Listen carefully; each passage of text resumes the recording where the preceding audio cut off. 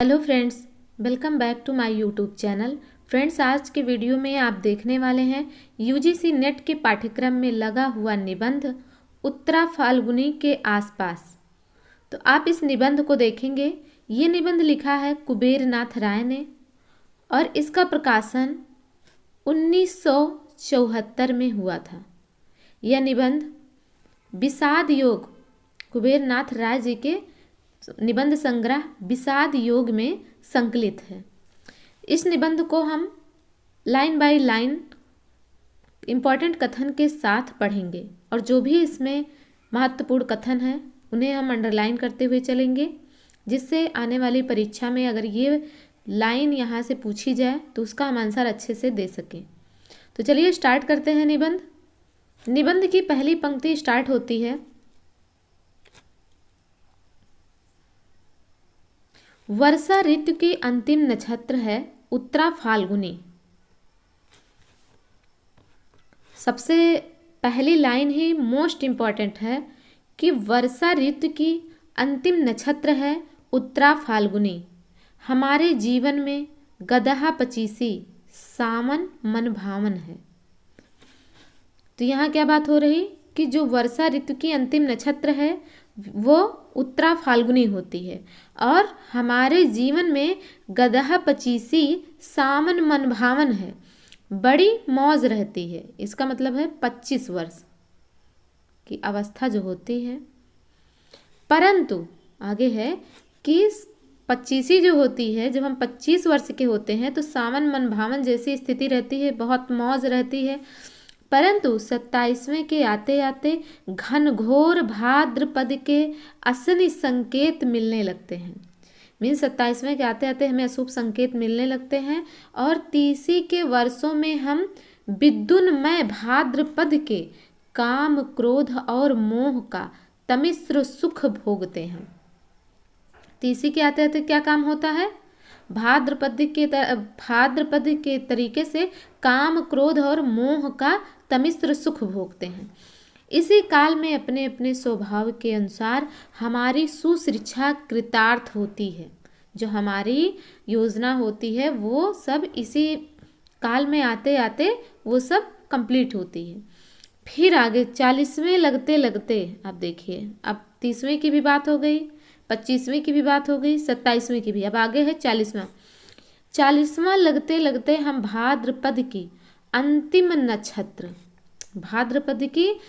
नक्षत्र उत्तरा फाल्गुनी में प्रवेश कर जाते हैं और 2-4 वर्ष बाद अर्थात उत्तरा फाल्गुनी के अंतिम चरण में जरा और जीर्णता की आगमनी का समाचार काल तुरंग दूर से ही हिनहिना कर दे जाता है। देखिए, बहुत ही इम्पोर्टेंट कथन है कि उत्तरा फाल्गुनी के अंतिम चरण में जरा और जीर्णता की आगमनी का समाचार काल तुरंग दूर से ही हिनहिना कर दे जाता है। यानी जरा मतलब बुढ़ापा, जीर्णता मतलब जैसे हम जो युवावस्था में जिस प्रकार शक्ति होती है तो शक्तियों का क्षरण क्या हो जाता है? जीर्णता। वास्तव में सृजन, संपृक्त, सावधान, सतर्क, सचेत और कर्मठ जीवन जो हम जीते हैं वह है 30 और 40 के बीच। ये भी इम्पोर्टेंट लाइन है कि जो हमारा जीवन है वो 30 और 40 के बीच जो होता है वो सबसे सावधान, सतर्क, सचेत होकर हम जीते हैं और उसी में सबसे ज़्यादा हम मेहनत भी करते हैं। फिर 40 से 45 तक उत्तरा फाल्गुनी का काल है और 40 से 45 जो होता है उस काल को कहा गया है कि ये है उत्तरा फाल्गुनी का काल। इसके अंदर पग निक्षेप करते ही शरीर की खष्टुर्मियों में थकावट आने लगती है। और क्या होता है? अस्ति जायते वर्धते, ये 3 धीरे धीरे शांत होने लगती हैं, उनका वेग कम होने लगता है और इनके विपरीत 3 वितरणिमते अपक्षीयते विनश्यति, प्रबलतर हो उठती है, उन्हें प्रदोष बल मिल जाता है। वह शरीर में बैठे रिपुओं राक्षसों के साथ साठगांठ कर लेती हैं और फल होता है जरा के आगमन का अनुभव। तो आप देख रहे हैं कि 40 से 45 तक उत्तरा फाल्गुनी जो काल है उसमें क्या क्या हो रहा है, अस्ति जायते वर्धते, ये तीन धीरे धीरे शांत होने लगती हैं और उनका वेग कम होने लगता है। और इनके विपरीत तीन क्या होती हैं, वितरण मते अपेक्षते विनश्यति, प्रबलतर हो उठती हैं। 45 के बाद ही शीश पर कास फूटना शुरू हो जाता है, वातावरण में लोमड़ी बोलने लगती है, सुख और सारिका उदास हो जाते हैं, मयूर अपने श्रृंगार कलाप का त्याग कर देता है और मानस की उत्पल वर्णा मार कन्याएं चोवा चंदन और चित्रसारी त्याग कर प्रवज्या का वल्कल वसन धारण कर लेती हैं। अतः बचपन भले निर्मल प्रसन्न हो, गदहा पचीसी भले ही मधुनी हो, परंतु जीवन का वह भाग जिस पर हमारे जन्म लेने की सार्थकता निर्भर है, यह और भी ज़्यादा इम्पोर्टेंट है कि जीवन जिस पर हमारे जन्म लेने की सार्थकता निर्भर है 25 और 40 या ठेल ठाल कर 45 के बीच पड़ता है। इम्पोर्टेंट कथन है कि जिस पर हमारे जन्म लेने की सार्थकता निर्भर है उसकी क्या उम्र है, 25 और 40 या ठेल ठाल कर 45। इसके पूर्व हमारे जीवन की भूमिका या तैयारी का काल है। इसके पहले क्या है, हमारे यानी 25 के पहले का क्या काल है, वो हमारे जीवन की भूमिका बनाता है। इसके बाद फलागम या निमीसिस की प्रतीक्षा है, यानी जो भूमिका बन गई है अब आगे जो जीवन है उसमें हमें उसी प्रकार का फल मिलेगा, इसकी प्रतीक्षा है। जो हमारे हाथ में था, जिसे करने के लिए हम जन्मे थे, वह वस्तुतः घटित होता है। और 25 और 45 के बीच क्या कहा जाता है कि 25 से 45 के बीच जो हमारे जीवन जन्म लेने का उद्देश्य है वो पता चलता है, वो घटित होता है। इसके बाद तो मन और बुद्धि के वानप्रस्थ लेने का काल है, यानी 45 के बाद क्या है, मन और बुद्धि का वानप्रस्थ लेने का काल है। देह भले ही एक मधु दो मधु असंख्य मधु 60 वर्ष तक भोगती चले, क्या कह रहे हैं, एक मधु दो मधु असंख्य मधु 60 वर्ष तक भोगती चले। इस 25-45 की अवधि में भी असल हीर रचती है तीसोत्तरी। क्या कहते हैं, इस 25 और 45 की अवधि में भी असल हीर जो रचती है वो कौन रचता है, तीसोत्तरी। सबसे ज़्यादा इम्पोर्टेंट इसमें क्या कहा जा रहा है, तीसोत्तरी को। ये भी इम्पोर्टेंट, बहुत ही ज़्यादा इम्पोर्टेंट लाइन है कि 25 और 45 की अवधि में असल हीर जो रचती है, जो असली काम होता है वो कब होता है, 30 की उम्र में। अब तीसोत्तरी के वर्षों का स्वभाव साड़ पर चढ़ी तलवार की तरह है। देखिए उसको 30 वर्ष की अवस्था को किस तरीके से यहाँ पर दर्शाया जा रहा है उसे आप देखेंगे कि तीसोत्तरी के वर्षों का स्वभाव साड़ पर चढ़ी तलवार की तरह है। वर्ष प्रतिवर्ष उन पर नई धार नया तेज चढ़ता जाता है। 40वें वर्ष तक, 30वें से स्टार्ट होता है और 40वें वर्ष तक दिन प्रतिदिन नई धार जीवन में चलता जाता है। मुझे क्रोध आता है उन लोगों पर जो विधाता ब्रह्मा को बूढ़ा कहते हैं और चित्र में तथा प्रतिमा में उन्हें वयोवृद्ध रूप में प्रस्तुत करते हैं। देखिए इसमें किस देवता का नाम आया है, ब्रह्मा जी का नाम। और क्या उनके विषय में बात हो रही है, उनको बूढ़ा कहने के विषय में बात हो रही है कि जो ब्रह्मा को बूढ़ा कहते हैं, चित्र में तथा प्रतिमा में उन्हें वयोवृद्ध रूप में प्रस्तुत करते हैं, उनके ऊपर मुझे क्रोध आता है। ऐसा कौन कह रहा है, लेखक कह रहे हैं ऐसा। मैंने दक्षिण भारत में, कहाँ की बात हो रही, दक्षिण भारत की, कि एक मंदिर में एक ब्रह्मा की अत्यंत सुंदर तीसोत्तर युवा मूर्ति को देखा था। अभी तक जहाँ भी आप देखते होंगे ब्रह्मा जी को, वो सब वयोवृद्ध रूप में दिखते होंगे, पर दक्षिण भारत के एक मंदिर में तीसोत्तर युवा मूर्ति के रूप में इन्होंने देखा था। देखकर ही मैं कलाकार की औचित्य मीमांसा पर मुग्ध हो गया। जो सर्जक है, जो सृष्टि करता है, वह निश्चय ही चिर युवा होगा। ऐसा लेखक कह रहे हैं कि जो सर्जक है, जिसने सृष्टि का निर्माण किया है, वो निश्चित ही चिर युवा होगा, यानी अनंत काल तक वो युवा ही रहेगा। फिर भी लोग ब्रह्मा जी को वृद्धावस्था में दिखाते हैं। प्राचीन या बहुकालीन का अर्थ जर्जर या बूढ़ा नहीं होता। कह रहे हैं कि प्राचीन और या बहुत काल से जो चला आ रहा उसका अर्थ जर्जर या बूढ़ा ही नहीं होता। जो सर्जक है, पिता है, प्रॉफिट है, नई लीग का जनक है, प्रजाता है, वह रूप माधव या रोमांटिक काम किशोर भले ही ना हो, परंतु वह दांत झरा, बाल झरा, गलितम पलितम मुंडम कैसे हो सकता है। बहुत ही अच्छा लाइन है कि जो सर्जक है, जिसने सृष्टि उत्पन्न किया है, जिसने सृष्टि बनाया है, जो इस संसार का पिता है, जो इस नई लीग का जनक है, वह रूप माधव या रोमांटिक काम किशोर भले ही ना हो, परंतु वह दांत झरा, यानी जैसे वृद्धावस्था में आप बहुत बुजुर्ग व्यक्तियों को देखे होंगे तो उनके दांत, जैसे जब बच्चे जन्म लेते हैं उस समय जिस प्रकार से उनके दांत हो जाते हैं, दांत नहीं रहते हैं, उसी प्रकार वो उनके दांत सब गिर जाते हैं। और गलितम पलितम मुंडम, और उनके बाल भी झड़ जाते हैं, शरीर जो है वो गल जाती है, इस प्रकार से उनकी अवस्था हो जाती है। तो ऐसा वो नहीं हो सकता जो ब्रह्मा जी को वृद्धावस्था में दिखाते हैं। उसे तो अनुभवी पुंगव तीसोत्तर युवा के रूप में ही स्वीकारना होगा। क्या कह रहे हैं कि उन्हें तो हमें तीसोत्तर युवा के रूप में ही स्वीकारना चाहिए। आगे है कि जवानी एक चमाचम धारदार खड्ग है।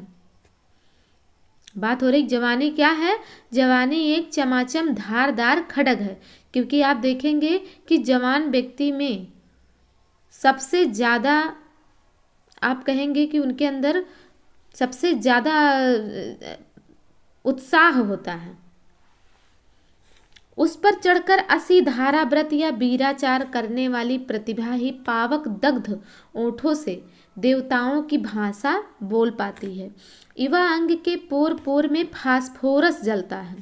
देखिए एक केमिस्ट्री का भी शब्द आया है कि फास्फोरस, युवा अंग के पोर पोर में फास्फोरस जलता है। फास्फोरस बहुत ही ज्वलनशील पदार्थ होता है। युवा मन में उस फास्फोरस का रूपांतर हजार हजार सूर्यों के सम्मिलित पावक में हो जाता है। मेरी समझ से सृष्टिकर्ता की, कवि की, विप्लव नायक की, सेनापति की, सूरवीर की, विद्रोह की कल्पना श्वेत केश वृद्ध के रूप में नहीं की जा सकती। अतः प्रजापति विधाता को सदैव 30 वर्ष के पट्टे सुंदर युवा के सुंदर रूप में ही कल्पित करना समाचीन है। अतः क्या बात हो रही कि प्रजापति विधाता को सदैव 30 वर्ष के पट्टे सुंदर युवा के सुंदर रूप में ही कल्पित करना समाचीन है। तो ये रही बात हमारी ब्रह्मा जी के विषय में बात हुई और युवा व्यक्तियों के विषय में बात हुई कि जो 25-30 साल के व्यक्ति होते हैं उनमें उत्साह बहुत ज़्यादा होता है।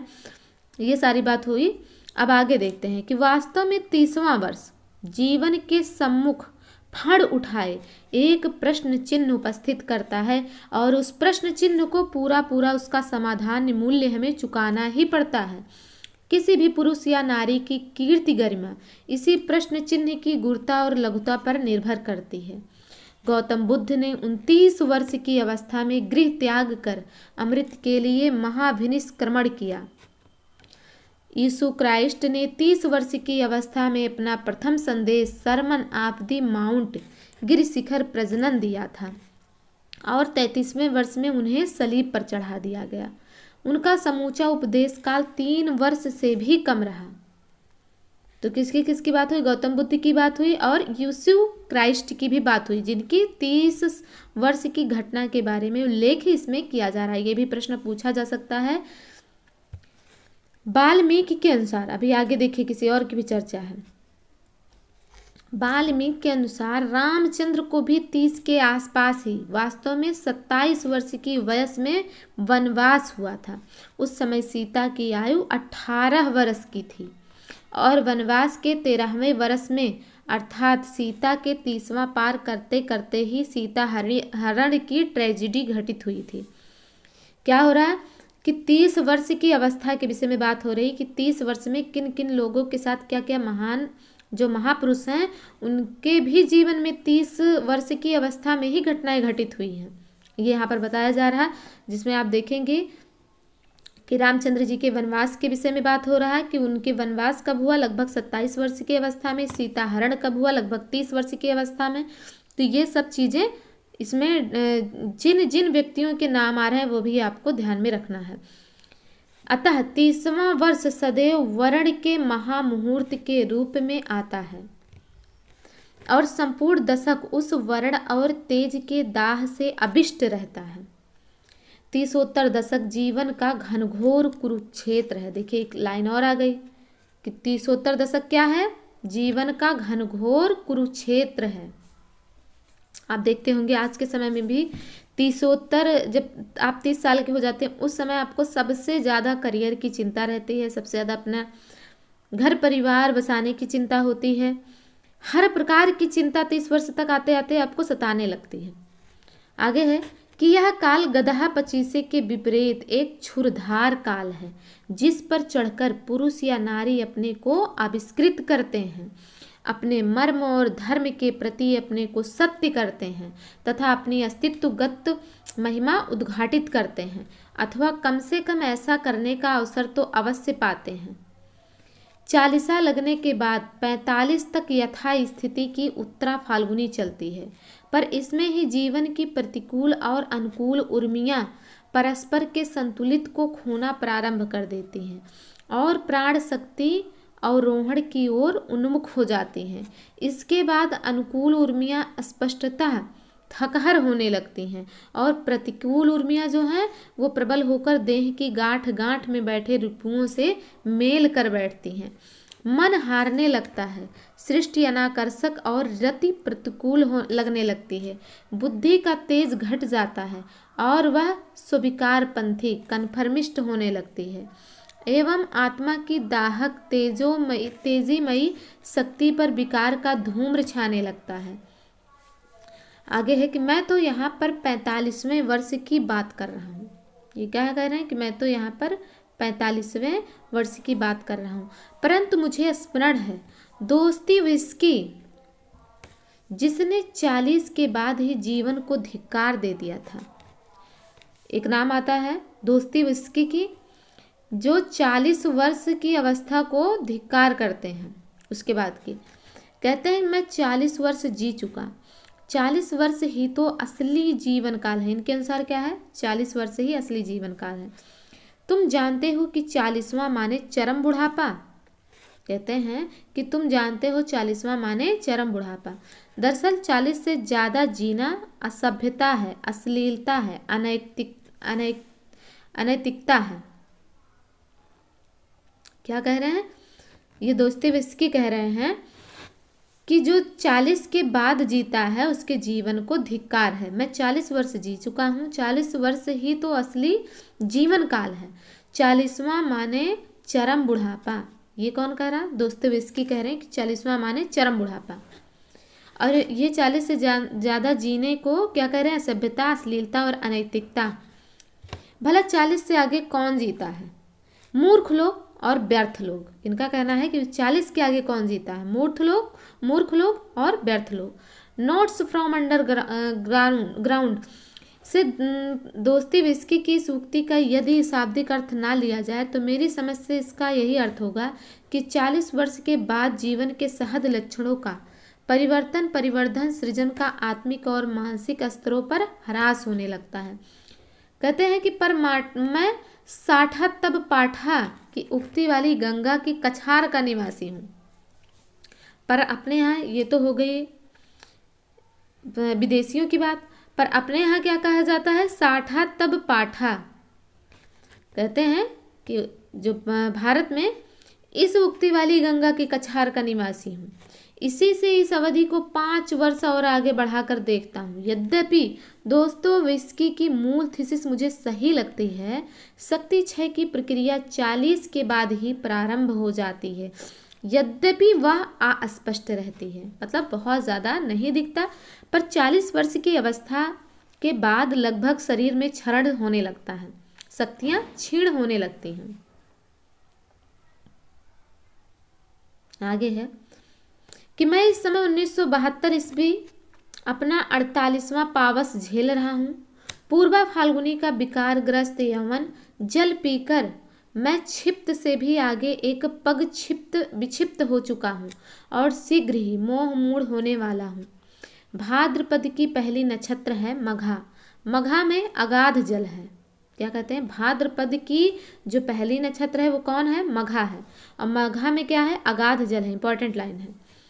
पृथ्वी की तृषा आश्लेषा और मघा के जल से ही तृप्त होती है। क्या करें, जो पृथ्वी प्यासी रहती है वो पहली वर्षा से ही तृप्त होती है। यदि मघा में धरती की प्यास नहीं बुझी तो उसे अगले संवत्सर तक प्रतीक्षा करनी पड़ती है। न केवल परिमाण में बल्कि गुण में भी मघा का जल श्रेष्ठ है। यहाँ बातें क्या हो रही कि सिर्फ परिमाण में ही मघा का जल श्रेष्ठ नहीं है, बल्कि गुण भी सबसे ज्यादा मघा के ही जल में है। मघा मेष की झड़ी झकोर का स्तव गान कवि और किसान दोनों खूब करते हैं। क्या करते हैं कि बरसे मघा झकोरी झकोरी, मोरी दुई नैन चुए जस ओरी। मघा बरसी मानो दूध बरसा, मधु बरसा। किसान के लिए तो आप समझ ही रहे हैं कितना इम्पोर्टेंट होता है पहली बारिश। इस मघा के बाद आती है पूर्वा फाल्गुनी, जो बड़ी ही रद्दी कंडम नक्षत्र है। आपको ये भी ध्यान रखना है कि रद्दी और कंडम नक्षत्र किसे बताया गया है, तो पूर्वा फाल्गुनी, जो कि मघा के बाद आती है। इसका पानी फसल जायदाद के लिए हानिकारक है। पूर्वा जितना ही अच्छा है मघा का जल, उतना ही बेकार है पूर्वा फाल्गुनी का। क्या कह रहे हैं, इसका फसल जायदाद के लिए हानिकारक तो है ही, उत्तर भारत में या बाढ़ वर्षा का भय भी सर्वाधिक इसी नक्षत्र काल में रहता है, पूर्वा फाल्गुनी में। इसी से उत्तर भारतीय गंगा तीरी किसान इसे एक कीर्तिनाशा कर्मनाशा नक्षत्र मानते हैं। क्या मानते हैं, उत्तर भारतीय इसे कीर्तिनाशा कर्मनाशा नक्षत्र। इसके बाद आती है उत्तरा फाल्गुनी। अब आगे क्या आ रही है मघा के बाद, पूर्वा फाल्गुनी, पूर्वा फाल्गुनी के बाद उत्तरा फाल्गुनी, जो कि भाद्रपद की अंतिम नक्षत्र है, जो समूचे पावस में मघा के बाद दूसरी उत्तम नक्षत्र है। मघा के बाद दूसरी उत्तम नक्षत्र कौन है, उत्तरा फाल्गुनी, जिसके बारे में ये पूरा का पूरा चैप्टर ही है। इसका पानी स्वास्थ्यप्रद और सौभाग्य कारक है। जैसे मघा का जल गुणी होता है, वैसे ही जो उत्तरा फाल्गुनी का जल है वो भी क्या है, स्वास्थ्यप्रद है और सौभाग्य कारक। इस 38वें पावस में अपने जीवन का पूर्वा फाल्गुनी काल भोग रहा हूँ। ये 38वें वर्ष को लेखक अपने जीवन के 38वें वर्ष को क्या बता रहे हैं कि मैं पूर्वा फाल्गुनी, जो कि बड़ी ही रद्दी और कंडम नक्षत्र है, उसको भोग रहा है। यद्यपि साथ ही साथ द्वार पर उत्तरा फाल्गुनी का आगमन भी देख रहा हूँ। 40 आने में अब कितनी देर ही है। कह रहे हैं कि मैं 38 साल का हूँ ही तो पूर्वा फाल्गुनी में हूँ, पर सामने उत्तरा फाल्गुनी भी खड़ी है, अब 40 होने में कितना ही देर है। अतः आज पूर्वा फाल्गुनी का अंतिम पान पत्र मेरे ओंठों से संलग्न है। क्रोध मेरी खुराक है। क्या कह रहे हैं कि जैसे बता रहे हैं कि पूर्वा फाल्गुनी बहुत ही रद्दी और कंडम नक्षत्र है, वैसे ही जब हम इसे आयु से जोड़ते हैं तो जब पूर्वा फाल्गुनी जिस तरीके से रद्दी और कंडम है, उसी तरीके से हम पूर्वा फाल्गुनी अवस्था में सबसे ज़्यादा क्रोधित होते हैं। और क्या कहते हैं, देखिए क्रोध की बात हुई, लोभ की, लोभ मेरा नयन अंजन है। और काम की बात हो रही, काम क्रोध लोभ, ये तीनों की बात पूर्वा फाल्गुनी में हो रही। काम भुजंग मेरा क्रीड़ा सहचर है, इनको ही मैं क्रमशः विद्रोह प्रगति और नवलेखन कहकर पुकारता हूँ। क्या कह रहे हैं कि क्रोध लोभ और काम को इन्होंने क्या किया है, विद्रोह प्रगति और नवलेखन कहकर पुकारा है अपने शब्दों में। तो ये भी बहुत इंपॉर्टेंट है। भले ही यह विकार जल हो, भले ही इसमें श्रेय प्रेय गति मुक्ति कुछ भी न हो, परंतु इसमें जीर्णता और जर्जरता नहीं है। यह जरा और वृद्धत्व का प्रतीक नहीं है। पूर्वा फाल्गुनी द्वारा प्रदत्त विक्षिप्तता भी यौवन का ही एक अनुभव है। क्या कह रहे हैं कि पूर्वा फाल्गुनी द्वारा प्रदत्त विक्षिप्तता भी यौवन का ही एक अनुभव है। मुझे लग रहा था कि मेरे भीतर कोई उपंग बजा रहा है, क्योंकि मेरे सम्मुख द्वार पर काल नट्टिन अर्थात उत्तरा फाल्गुनी त्रिभंग रूप में खड़ी है और मैं उसमें मार की तीन कन्याओं त्रिषा रति आरती को एक साथ देख रहा हूँ। मार की 3 कन्या का नाम क्या था, त्रिषा रति आरती। कांचन पद्म कांति कर पल्लव कुड़ित केश, बिंबाधर, विशाल बंकिम भ्रू, दक्षिणावर्ती नाभि और त्रिवली रेखा से युक्त इस भुवन मोहन रूप को मैं देख रहा हूँ और इसको आगमनी में अपने भीतर बसती उपंग को निरंतर सुन रहा हूँ। उपंग एक विचित्र बाजा है। क्या कह रहे हैं कि उपंग एक विचित्र बाजा है। काल पुरुषों की उंगलियां चटाक चटाक पड़ती हैं और आहत नाद का छंदोबद्ध रूप निकलता है बीच बीच में हिचकी के साथ। यह हिचकी भी उस काल विदूषक की भड़ैती है और यह उपंग के तालबद्ध स्वर को अधिक सजीव और मार्मिक कर देती है। मैं अपने भीतर बसते यमन का यह उपंग संगीत सुन रहा हूँ और अपने मनोविकारों का छक्कर पान कर रहा हूँ। मुझे कोई चिंता नहीं, अभी वानप्रस्थ का शरद काल आने में काफ़ी देर है। इस क्षण उसकी क्या चिंता करूं, इस क्षण तो बस मौज ही मौज है, भले ही वह कटुतिक्त मौज क्यों ना हो। काम भुजंग के डसने पर तो नीम भी मीठी लगने लगती है। अतः यह काल नटी, यह पूर्वा फाल्गुनी या उत्तरा फाल्गुनी, यह नैना जोगिन कितनी भी भ्रांति माया या मृगजल क्यों ना हो, मैं इसके रूप में आबद्ध हूँ, बधा हुआ हूँ। इसके रूप में यह काल नटिनी जो है उसके रूप में मैं बधा हुआ हूँ। इसमें मुझे वही स्वाद आ रहा जो मायापति भगवान को अपनी माया के काम मधु का स्वाद लेते समय प्राप्त होता है और जिस स्वाद को लेने के लिए वह परम पद के भास्वर सिंहासन को छोड़कर हम लोगों के बीच बार बार आते हैं। अतः इस समय मुझे कोई चिंता, कोई परवाह नहीं। परंतु एक दिन वह क्षण भी निश्चय ही उपस्थित होगा जिसकी श्रृंगारहीन शरद यौनिका के पीछे जीर्ण हेमंत और मृत्यु शीतल शिशिर की प्रेत छाया झलकती रहेगी। उस दिन तुम क्या करोगे? तुम्हारे पास कोई बीज मंत्र, कोई टोटका, कोई धाड़ी मंत्र जिससे तुम अगली 20-22 वर्षों के लिए इस उत्तरा फाल्गुनी के पगों को स्तंभित कर दो और वह अगले 20-22 वर्ष तुम्हारे द्वार देश पर शिथिल दक्षिण चरण इसित कृंचित जानू के साथ आभंग मुद्रा में नतग्रीव खड़ी रहे और तुम्हारे हुक्म की प्रतीक्षा करती रहे। ये उत्तरा फाल्गुनी के बारे में बात कर रहे हैं कि उत्तरा फाल्गुनी जिससे ज़्यादा समय तक टिकी रहे।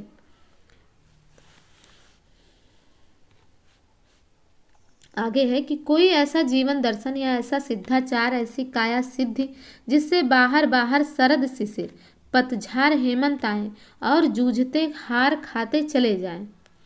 परंतु मनस की द्वार देहरी पर यह उत्तरा फाल्गुनी एक रस 60 वर्ष की आयु तक बनी रहे। अब क्या बात हो रही कि जैसे उत्तरा फाल्गुनी 60 वर्ष तक बनी रहे, कोई ऐसा उपाय है? यह प्रश्न रह रहकर मैं स्वयं अपने ही से पूछता हूँ। आज से 13 वर्ष पूर्व भी मैंने इस प्रश्न पर चिंता की थी और उक्त चिंतन से जो समाधान निकला उसे मैंने कार्य रूप में परिणत कर दिया। परंतु इन 13 वर्षों में असंख्य भाव प्रतिभाओं के मुंडपात हुई और आज मैं मूल्यों के कबंध वन में भाव प्रतिभाओं के केतु कांतार में बैठा हूँ। आज जगत वही नहीं रहा जो 13 वर्ष पूर्व था। एक ग्रीक दार्शनिक की उक्ति है कि एक नदी में हम दोबारा हाथ नहीं डाल सकते क्योंकि नदी की धार क्षण प्रतिक्षण और ही होती जा रही है। काल प्रवाह भी एक नदी है और इसकी भी कोई बूंद स्थिर नहीं है। एकदम बिल्कुल सही चीज है।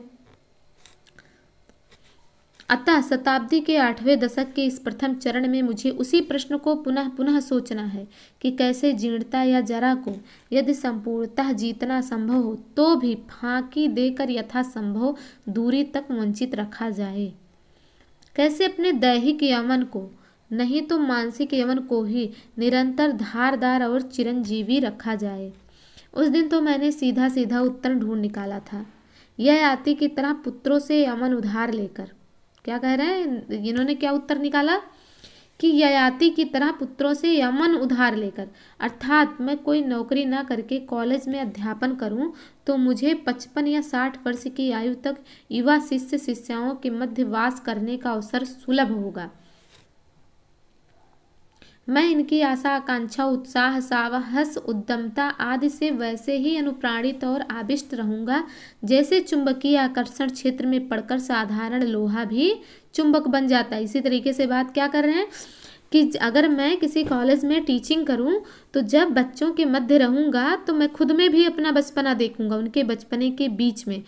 तो जिस प्रकार साधारण लोहा चुंबकीय क्षेत्र में पड़कर उसमें भी चुंबक के गुण आ जाते हैं, वैसे ही बच्चों के बीच में रहकर मुझ में भी बचपना लौट आएगा। ये बातें ये कह रहे हैं। आगे है कि परंतु विगत दशक के अंतिम 2 वर्षों में जब ये बाल खिल सहचरण छिन्न मस्ता राजनीति के रंग रूट बनने लगे, जब इन्होंने मेरे गुरुओं गांधी विवेकानंद विद्यासागर सर आशुतोष, किसका किसका नाम आया है, गांधी विवेकानंद विद्यासागर और सर आशुतोष की प्रतिमाओं का एवं उनके द्वारा प्रतिपादित मूल्यों का अनर्गल मुंडपात करना शुरू कर दिया, जब इनके नए दार्शनिकों ने कहना प्रारंभ किया कि अध्यापक और छात्र के बीच भी श्रेणी शत्रुओं का संबंध है, क्योंकि अध्यापक भी स्थापित व्यवस्था का एक अंग है और व्यवस्था का भंजन ही श्रेष्ठतम पुरुषार्थ है, तब देश में घटित होती हुई इन घटनाओं पर विचार करके और क्रांति तथा नई पीढ़ी के दार्शनिकों यथा हिबर्ट मार्क्यूज, चे ग्वारा, ब्रैंडिट कोहन आदि की चिंतन धारा से यथासंभव अल्प स्वल्पे परिचय पा करके मैं इस निष्कर्ष पर पहुंचा हूँ कि मैं इन अपने भाइयों, अपने हृदय के टुकड़ों के साथ जो आज छिन्न मस्ता राजनीति के रंग रूट हैं, कुछ ही दूर तक आधे रास्ते ही जा सकता हूँ। देखिए इसमें किन किन विदेशी चिंतकों के नाम आए हैं, हिबर्ट मार्क्यूज, चे ग्वारा और ब्रैंडिट कोहन। नाम आपको विशेष कर याद रखना है क्योंकि इनसे रिलेटेड क्वेश्चन पूछ लिया जा रहा है। यूजीसी नेट का पैटर्न आपको पता है कि काफ़ी चेंज हो चुका है और इसमें नाम, किसी की उम्र की अवस्था, ये सब बहुत ज़्यादा ही प्रश्न पूछे जा रहे हैं। तो आपको ये भी याद रखना है कि इसमें किन किन विदेशी लेखकों का चिंतक में नाम आया है, हिबर्ट मार्क्यूज, चे ग्वारा, ब्रैंडिट कोहन। आगे है कि विविध प्रकार के नारों से आक्रांत ये नए पुरुरवा का शब्दार्थ होता है रौं या आवाज़ों या नारों से आक्रांत या पूरित पुरुष। वो कौन है? पुरुरवा। आगे है कि यायाति, अब यायाति पुरानी पीढ़ी का प्रतीक है तो पुरुरवा नई पीढ़ी का। ये भी लाइन बहुत इंपॉर्टेंट है कि यायाति नई पीढ़ी का प्रतीक है तो पुरुरवा पुरानी पीढ़ी का। गलत हो गया, जो यायाति है वो पुरानी पीढ़ी का प्रतीक है और पुरुरवा नई पीढ़ी का। यदि मुझे यमन उधार देंगे भी तो बदले में मुझे भी काबंध में रूपांतरित होने को कहेंगे और मैं कैसे अपना चेहरा, अपनी आत्मसत्ता, अपना व्यक्तित्व त्याग दूं। छिन्न मस्त पुरुष बनकर यमन लेने से क्या लाभ? बिना मस्तक के, बिना अपने निजी नयन मुख कान के इस उधार प्राप्त नव यमन का नया अर्थ होगा। रूप, रस, गंध और गान से वंचित रह जाऊंगा। केवल सिसोदार वाला व्यक्तित्व लेकर कौन जीवन यमन भोगना चाहेगा? कम से कम बुद्धिजीवी तो नहीं है। क्या कह रहे हैं कि जैसे आप किसी कॉलेज में जब आप टीचर हो जाएंगे, आप बच्चों के बीच में कितना भी रहिए, अपने आप को उनके बचपने में ही ले जाइए, लेकिन आप बचपने में रियल में नहीं जा सकते हैं। सिर्फ अपने सोच को, अपनी भावनाओं को वहाँ तक पहुँचा सकते हैं, लेकिन जैसे ही आप वहाँ से अपने घर पर आएंगे तुरंत ही आपके ऊपर जिम्मेदारियों का जो बोझा आपने बनाया है उसे आपको लेकर चलना पड़ेगा।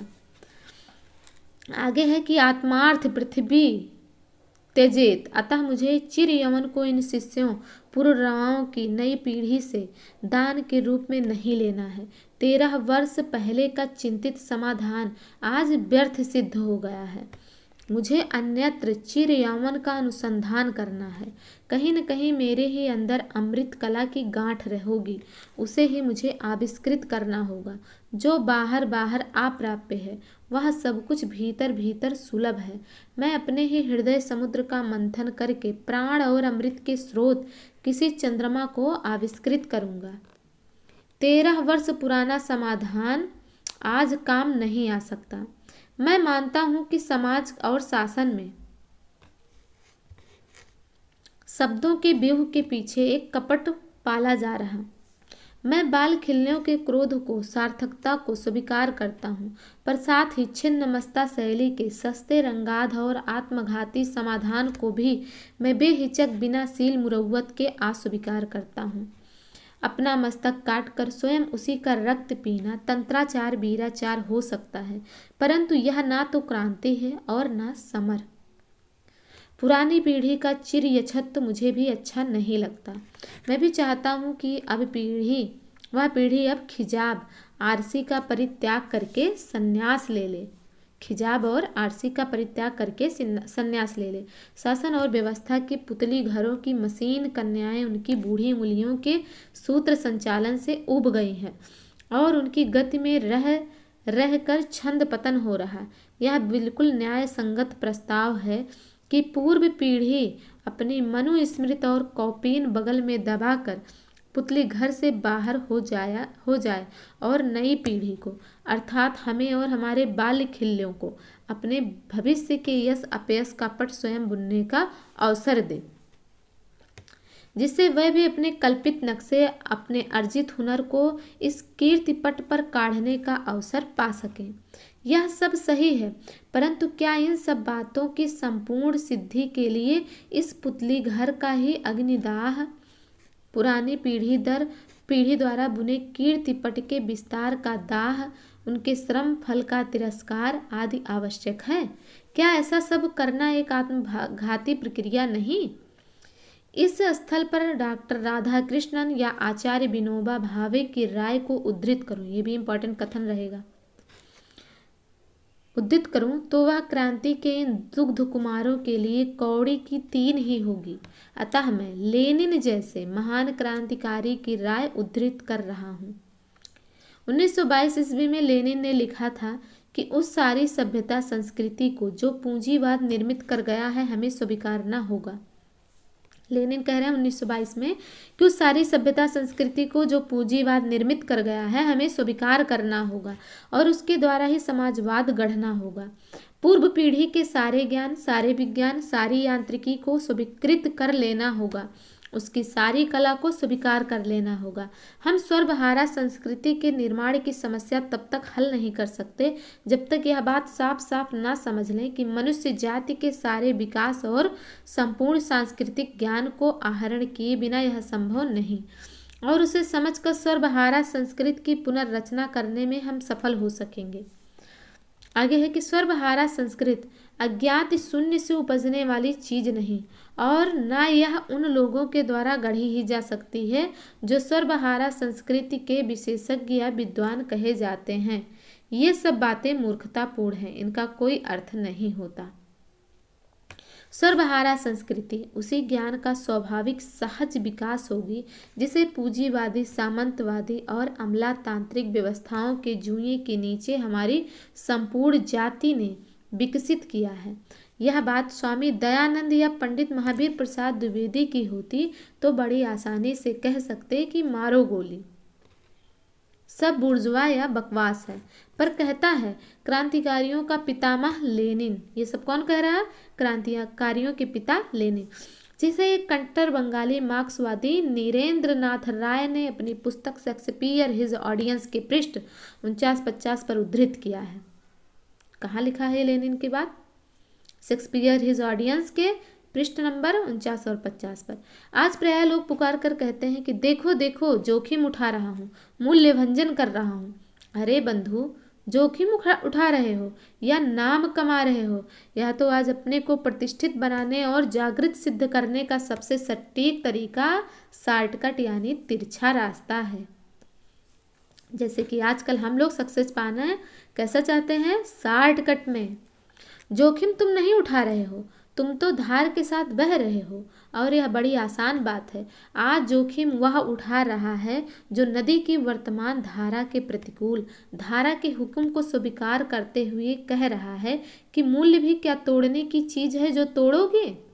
वह बदला जा सकता है, तोड़ा नहीं जा सकता। मूल्य क्या है? बदला जा सकता है पर तोड़ा नहीं जा सकता।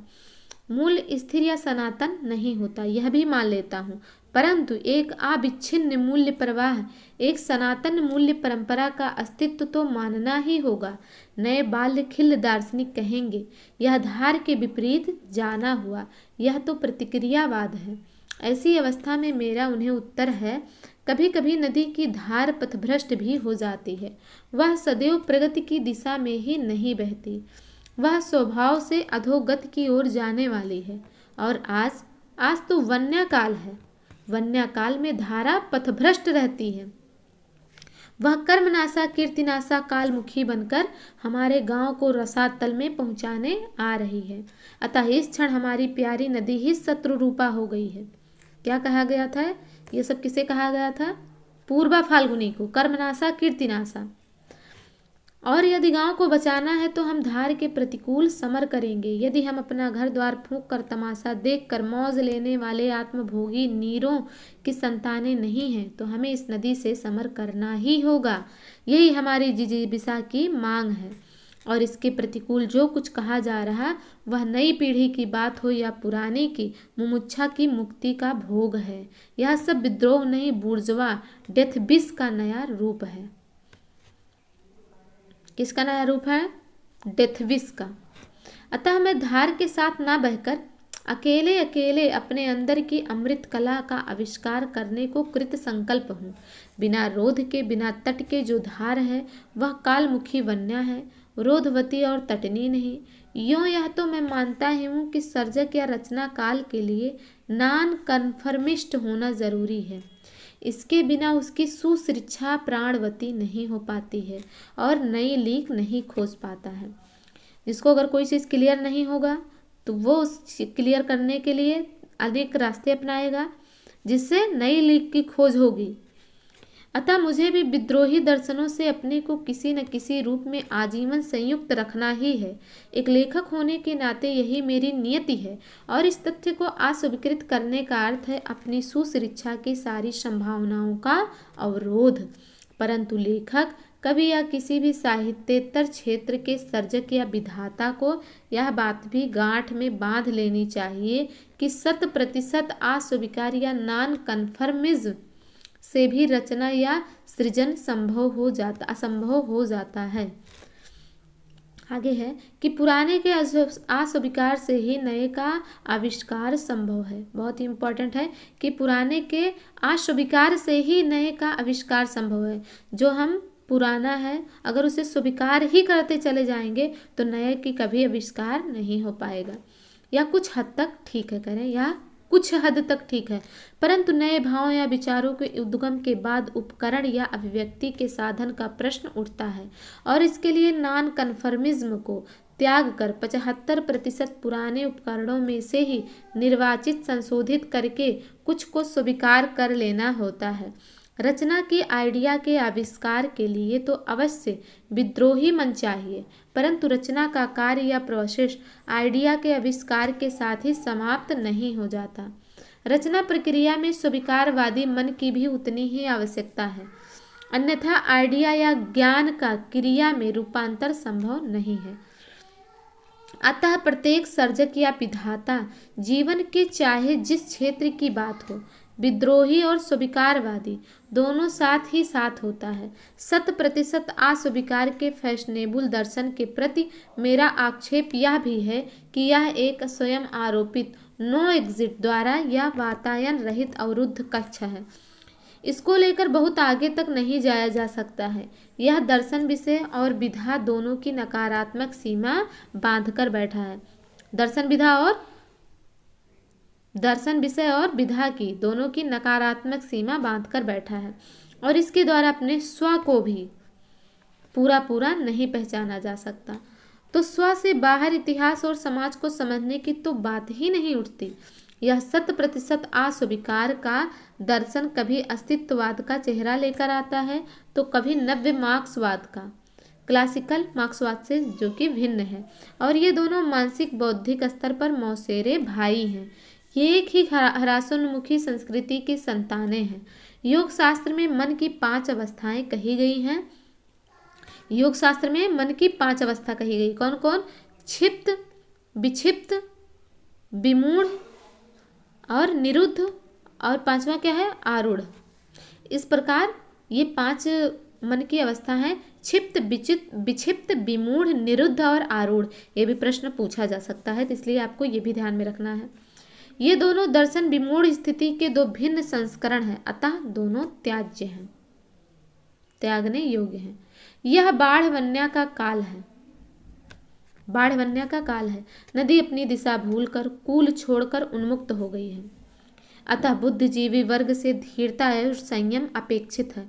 घबराकर वन्या की पथभ्रष्ट धार के प्रति आत्मसमर्पण करने की अपेक्षा जल के उत्तरण वन्या के उतार की प्रतीक्षा करना अधिक उचित है। पानी हटने पर नदी फिर कूलों के बीच लौट जाएगी। नदी अपनी सैया यदि बदल भी दे तो भी नई सैया के साथ कोई कूल, कोई अवरोध तो उसे स्वीकार करना ही होगा। यह नया कूल भी उसी पुराने कूल के ही समानांतर होगा। नदी तब भी समुद्रमुखी ही रहेगी, उलटकल हिमाचल मुखी कभी नहीं हो सकती। अतः इस वन्या नाटक के विस्कंभक के बीच का समय मैं ना तो बहुत महत्वपूर्ण मानता हूँ और ना बहुत चिंताजनक। मैं बिल्कुल अविचलित हूँ। मेरा विश्वास है कि कल नहीं तो परसों हम अर्थात पुरानी पीढ़ी का युवा और मेरे बाल खिल्ल छात्र छात्राएं अर्थात नई युवा पीढ़ी दोनों मिलकर इस शासन एवं व्यवस्था के पुतली घर की नृत्य कन्याओं के कथक नृत्य का साथ साथ संचालित करेंगे। यह पुतली घर ऐसा है कि इसमें अनुशासित संयमित तालबद्ध कथक ही चल सकता है,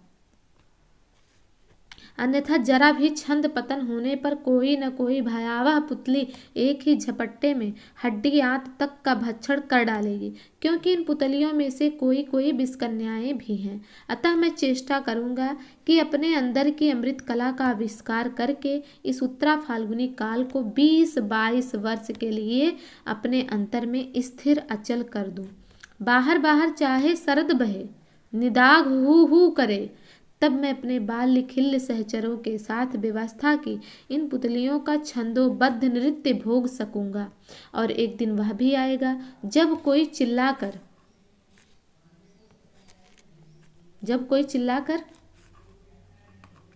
मेरे कानों में कहेगा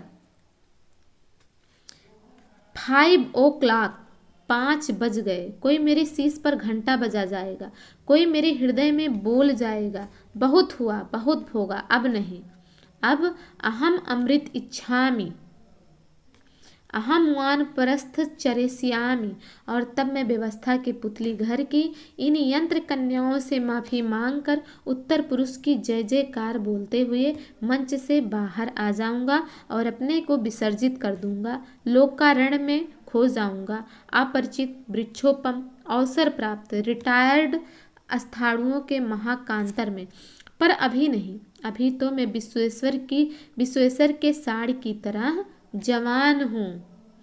इस प्रकार से ये निबंध यहीं पर समाप्त होता है, जो कि कुबेरनाथ राय के द्वारा लिखा गया था। यह एक ललित निबंध है और इसमें आपने देखा कि राजनीतिक व्यंग्य और कितनी चीज़ें इसमें जीवन के विषय में क्या क्या चीज़ें बताई गई हैं। अगर आप ध्यान से देखेंगे तो आपको अपने जीवन के विषय में भी काफ़ी मालूम होगा कि आपका क्या दायित्व किस समय के अंदर बन रहा है। तो इस प्रकार से हमारा निबंध यहीं पर समाप्त होता है। अगर इससे संबंधित आपकी कोई क्वेरी हो तो आप हमें कमेंट कर सकते हैं। वीडियो कैसा लगा ये भी आप बता सकते हैं। वीडियो को देखने के लिए थैंक यू।